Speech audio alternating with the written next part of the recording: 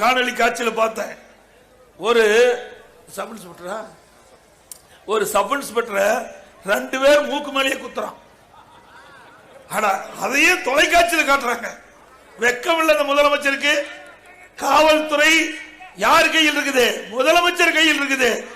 ஒரு சப் இன்ஸ்பெக்டரை 2 நபர்கள் மூக்கு மேல குத்திக்கிட்ட காட்சி தொலைக்காட்சியில பார்த்தோம். கேவலமான ஆட்சி. சட்டம் ஒழுங்கு சந்தி சிரிக்குது. சட்டம் அடியோர் சீர்கெட்டது தமிழகத்தில். இன்றைய தினம் நான் இந்த கூட்டத்துக்கு வருவதற்கு முன்பு பார்த்தேன் தொலைக்காட்சியில கஞ்சா விற்பனை செஞ்சிட்டு மதுரையில் அந்த வீதியில் இருக்கின்ற அவருடைய ஒரு பையனும் அவருடைய தந்தையும் காவல் நிலையத்தில் போய் புகார் கொடுக்கிறாங்க.